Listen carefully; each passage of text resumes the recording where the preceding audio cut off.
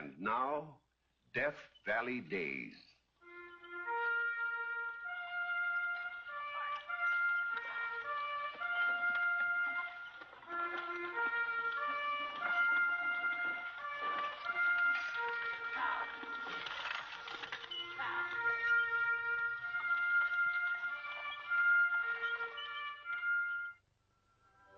Howdy, folks. I'm the Old Ranger, and I have another interesting true story for you about the historic Death Valley country. I'm sure you've heard of Lady Godiva, who, according to legend, rode naked through the streets of Coventry. The hero of our story tonight is a man, a young newspaper reporter by the name of Sam Swift. And the streets are those of a western city in the early 1900s. But you'll soon see why Sam became known as Mr. Godiva.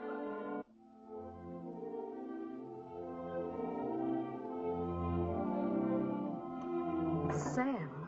Marjorie, darling. No, Sam, you shouldn't. You haven't received Father's permission yet. Sweetheart, all I need is your permission. No, Sam, it's not proper.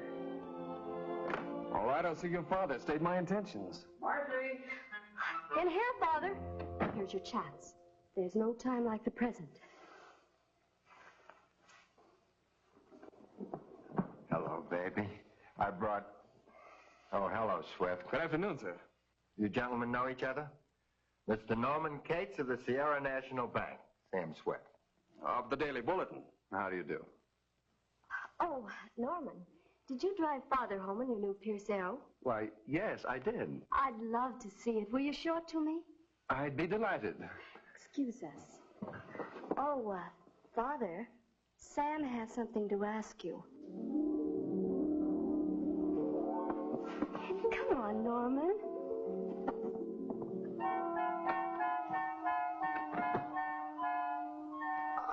I guess you know what I'm going to say, Mr. Delafield. I do. I hope I have your permission, sir. You don't. I don't. Until I'm clear on a few points. What are your prospects, Swift?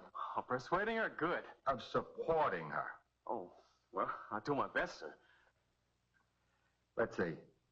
The newspaper reporter, you make $25 a week, isn't it? 30, sir. That table you're sitting on costs 20 times as much. Furnishings in this room alone represent many thousands of dollars, and there are 19 other rooms in the house. Well, surely, sir, you don't expect a young son-in-law to provide a setup like this. No, but I'd want the assurance that he could someday.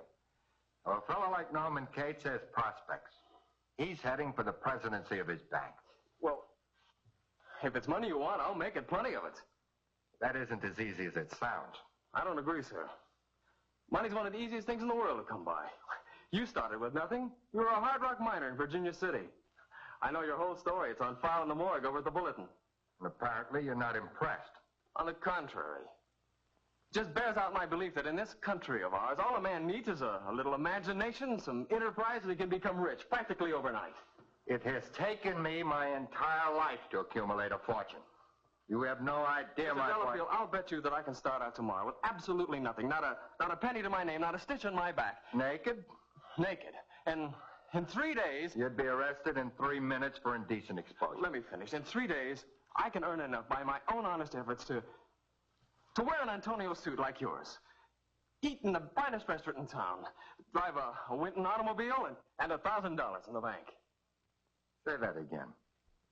$1,000 in the bank. A Winton automobile. Custom clothes by Antonio. Meals in the finest restaurant in town. In the space of 3 days, young fella, you've got yourself a bet. And if I succeed? You can marry all the daughters I've got. I'll settle for Marjorie.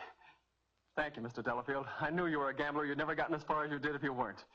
When are you going to start Horatio Alger? Tomorrow morning. 9 o'clock. Palace Hotel, room 202. I'll have a committee on hand to see that you abide by the rules. You're privileged, sir. One other stipulation. Yes? Marjorie is to know nothing of this wager. Agreed. Good day, sir. Sam, you're off your trolley. Maybe. But what do you want to do it for? Ah, my business. Your business is news, and I'm giving you a story. If you've got the nerve to go through with it. Then I can have the next 3 days off then, Chief? Thanks. You mean you're really going to appear in public like a newly hatched egg?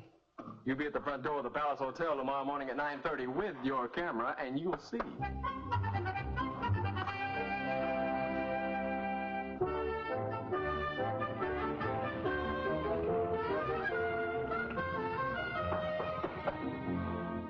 Come in.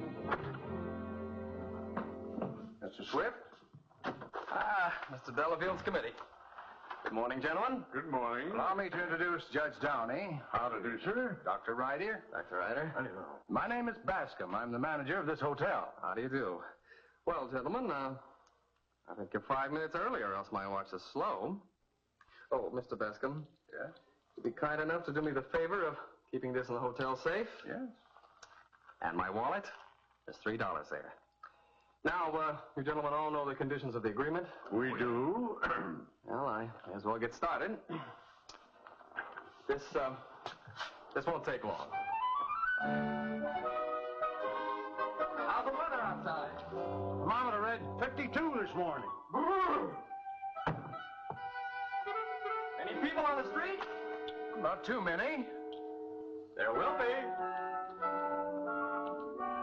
Well, gentlemen, I'm ready for the inspection, and you will have your admission fee ready. Admission? Certainly. You don't think you're going to see me for nothing, do you? Cost each of you 4 bets. 50 cents. Mr. Delafield never mentioned this. No. An oversight on his part. Well, we can't inspect him without looking. And we can't look without paying. So, I guess we may as well pay. There you are, sir. Thank you.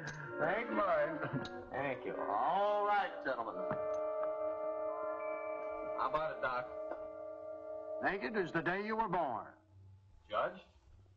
Verdict? Naked. Mr. Bascom? September Morn himself. Thank you, gentlemen. I'll be with you in a second.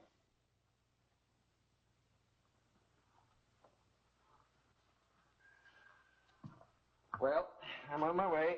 Hey, you're not naked. Well, I was. You testified to that. That's right. He did start out naked. You are stealing one of our towels. I am renting this towel from the hotel, sir, for 25 cents. Money which I honestly earned. Another stipulation of my agreement with Mr. Delafield. Well, pardon me. Good day, gentlemen.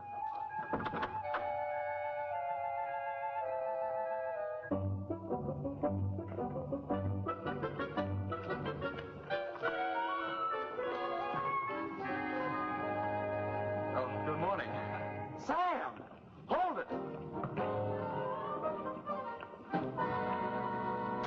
That should be a beaut. Now, would you care to make a statement for the press? Yeah, a note for the fashion editor. Skin is being worn with goose pimples this season. Yes. Anything else? Yeah. You may quote me as saying that now I know how Lady Godiva felt when she took her famous ride. See you, Ernie.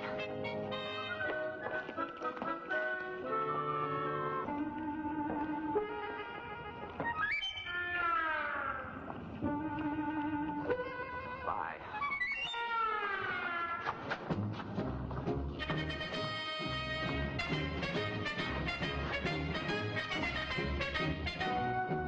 Ouch!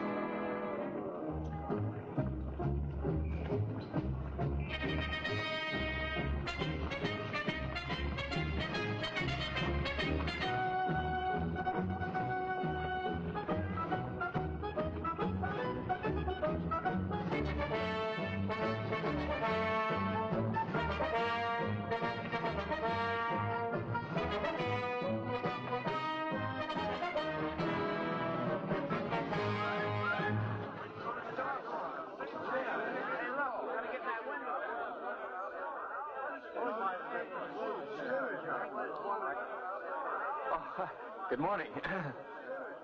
Well, my friend, looks like you came into the right place. Yeah, just in time, too. Somebody steal your clothes? No, I gave them away. Oh, now you want a nice new outfit, huh? That's right. What have you got for $1.25? $1.25. That's a joke. Why, that wouldn't even buy you a necktie. That's all I've got to spend. Well, then, my friend, you came to the wrong place. This is high-class tailor shop. Well, if you have no suit within my price range, I'll have to make my own. You get out of here before I lose my temper. Just a minute, Mr. Tu sei pazzo, figlio mio. You get out. Antonio, you believe in advertising. You get out or I'll call the police. How would you like to have 5,000 people outside your store today? Have your name, a picture of your shop on the front page of every newspaper in the city? Everybody talking about Antonio Suits. $1 million worth of publicity for free. For free? Uh-huh. How do I get it? Well, loan me some scissors. Sell me 6 yards of brown wrapping paper, some needles and thread, and a few buttons for $1.25, and you'll see. $1 million worth to advertise? That's for right. Free? Uh-huh. I'll do it.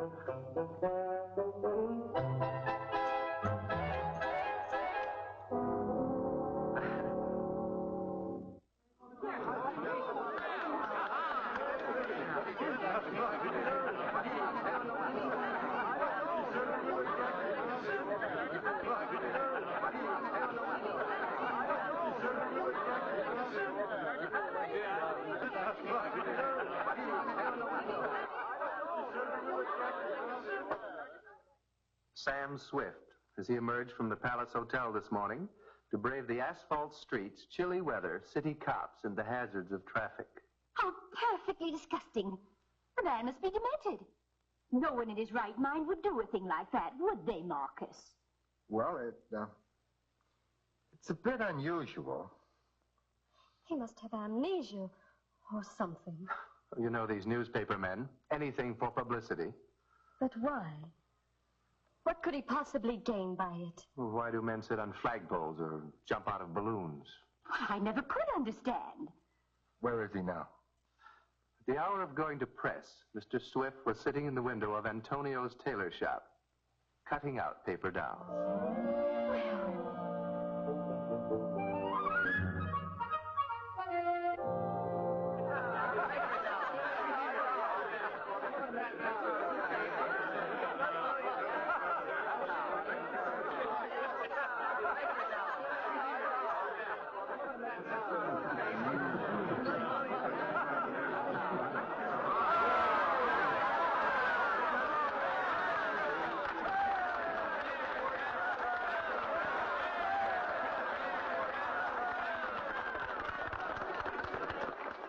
Well, how's this for a suit made out of paper?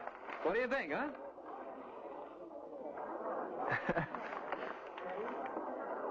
I still think you are crazy, but I love you like my own brother. Look at that crowd out there. I never had such publicity in all my life. Never. Just for that, Mr. Swift, I'm going to make you suit myself. The best suit in the house. Real good. Well, I still haven't got a cent to my name, Mr. Antonio. That's for free, no charge. That's what I've been waiting to hear. I'll be in for it tomorrow. I'll be ready for you. Good. Oh, take care of my towel for me, will you? Sure. What are you going to do now? Well, sally forth and find some way to make $1,000. Be careful, that crowd don't start to grabbing souvenirs of your paper suit. Souvenirs! Oh! Thank you, brother. Oh, what? For giving me an idea.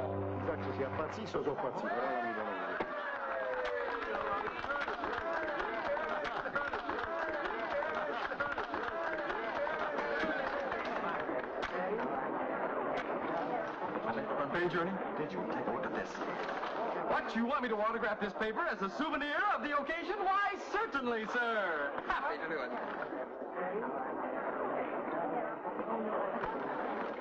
There you are, sir. I don't want your order. $1. Oh, no, sir. Happy to do it for only a quarter. Hand it over.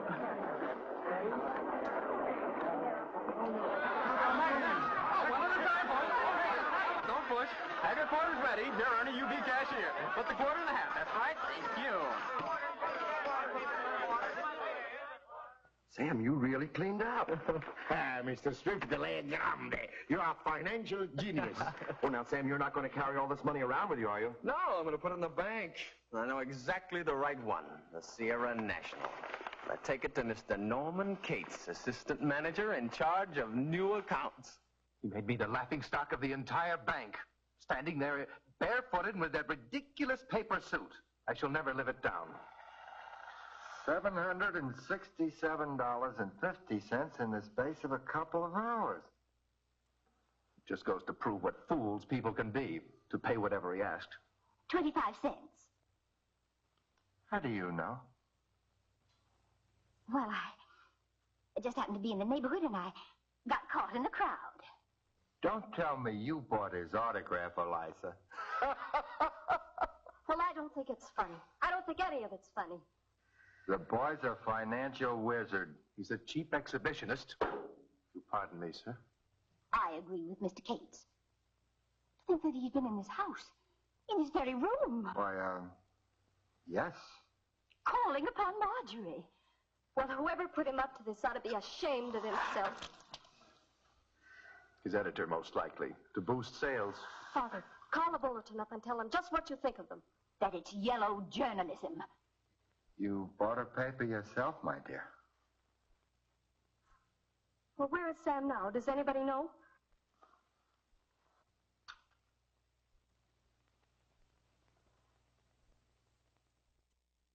Hi, Chief. What's the latest? He's in the park. He's cooking himself some supper. Says he's going to spend the night there, on a bench. After making all that money selling autographs? Says he's got to save that for something else. Has he given you any idea as to why he's doing all this? So he closes up like a clam whenever I ask him. Well, he's still front page copy. Did you get any more pictures? Nope. He's put his foot down. What? Says from now on, anybody who photographs him has to pay $100 a shot. Well, pay him. I said pay him. Man alive, it's worth $500. Get that camera and get back there. Okay, Chief. Hold it.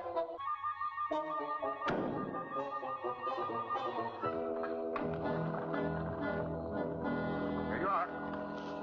20, 40, 60, 80, 100. Thank you.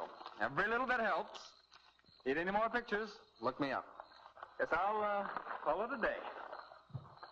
Mrs. Smith, Mrs. Smith. I am Pierre de Chinon, a friend of Monsieur Antonio. Oh, yes. How do you do? I own Maxim's restaurant on Front Street. You know the place? Sure, everybody does. The finest restaurant in town. Those that can afford it. Monsieur Smith, I would be most happy if you would be the guest of Maxim's. Well, thank you, but I've already had my supper, beans and bacon. Tomorrow then, and the next day, and the day after that. Monsieur Smith, you shall have carte blanche at Maxim's any time you wish. I won't have to eat in the window. No, Monsieur Smith. I shall give you the best table, and I shall tell everybody Maxim's is where Sam Swift, the nature man, is. They will fight for reservations. They will want their menus autographed. No more autographs. You will come then without autograph? Oh, I'd be delighted. Thank you, Mr. Swift. And now I go to tell my chef to create a new dish named for you. Bye. Make it spare ribs, a la Godiva. Now, Sam, what is all this about? Come on, break down. What's the reason behind all this? Well, I told you. I'm trying to prove that America is the land of opportunity. All right, but what's your reason? Ernie, you ever sleep on a newspaper? Quite a night. Let me show you. Observe. Sports section, I wrap around my feet. Want ads? Around my knees. Society section, around my hips. Cooking hints, over the stomach. Advice to the lovelorn, over the heart. And so, my dear friends, I bid you one and all a fond good night.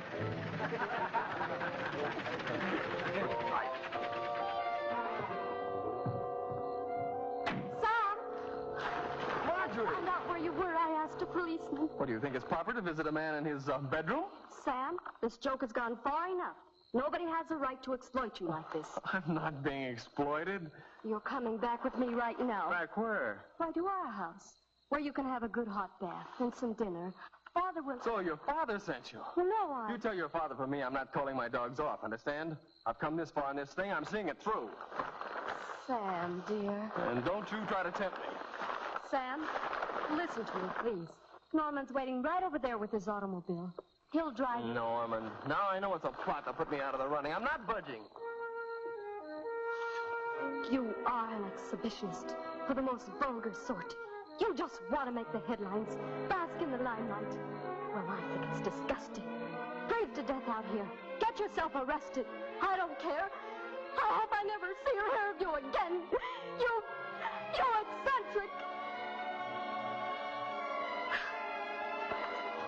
Marjorie!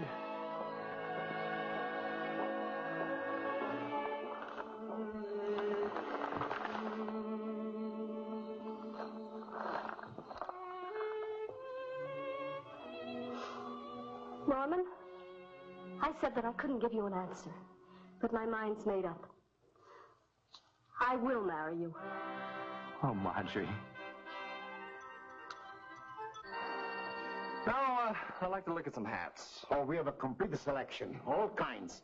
Derbies, fedoras. I don't like those. Let's try the skimmer and see how it looks.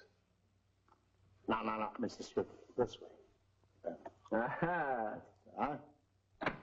Hey, Sam, there's a fella outside with an automobile for you. An automobile? Ernie, what do you think of this hat? It's a Winton. I know. You bought a Wyndham? Oh, no, I can't afford an expensive car like that. Someday you will.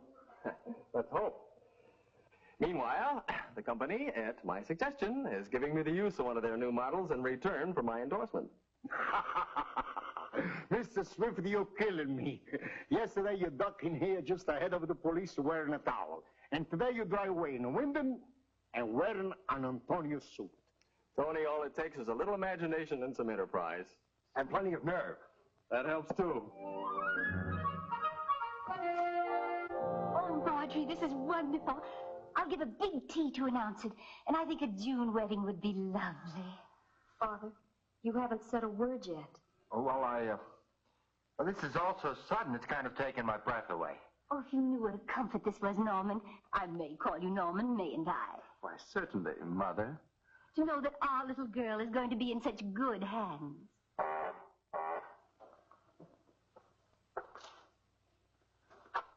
It's Sam. I won't see him. I'll tell the butler to refuse him. We're not at home. No, I've got to see him. Then you can see him alone. Yes, I do not care to have any further words with him. Come, dear. Now, look, you can't leave me to face him all by myself. Why? Well, it wouldn't be good manners for you all to walk out. I hardly think Mr. Swift would be concerned with manners. But you don't understand. Hello, everybody. Well, I made it, Mr. Delafield, and faster than I thought I would, too. 30 hours instead of 3 days. You have clothes on. A genuine Antonio. And $1,000 in the bank, and a Winton at the curb. A Winton? Yes. I prefer it to the Pierce Herald. The manager at Maxime's is reserving a table for 2 for me this evening. Will you give me the pleasure of your company, Miss Delafield? Sam, My fiancée and I are dining together this evening. Fiancé? It's true. And we're all very happy about it. I'm sorry, Sam. I had no idea she'd get engaged to anyone else so soon. Father, what are you talking about? Sam and I made a bet. And you lost. Yes, I lost. I lost a son-in-law who's one of the greatest go-getters this country has ever seen. A man I could take into my company, trained to succeed me. Marcus, will you please stop raving and explain? Sam bet me that he could start with nothing, but nothing, and end up in 3 days like this. And the stakes? Permission to court you. Marcus, how could you? So that was the reason. Sam, why didn't you tell me? It's part of the bargain. Well, my congratulations to you both. Thank you. I hope you'll be very happy. Sam, wait! Let him go, Marjorie. Let him go. Why would you have done what he did? Go through what he has just to win me? You know you wouldn't. You wouldn't even appear on the street without a necktie. Sam!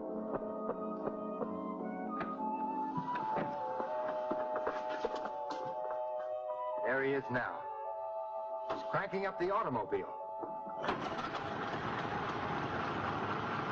Maybe she will catch up to him. Come on, Margie. Hurry up or he'll get away. Sam, I wanted to explain. Nothing to say, Mark. But you don't understand. I'd rather not hear it. They're arguing.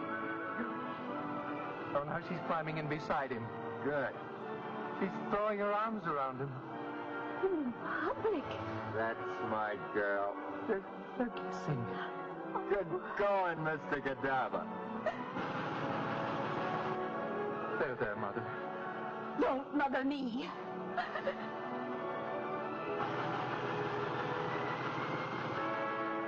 And the moral of this story is, if you want to think badly enough in a country like ours, there's generally some way of getting it honestly.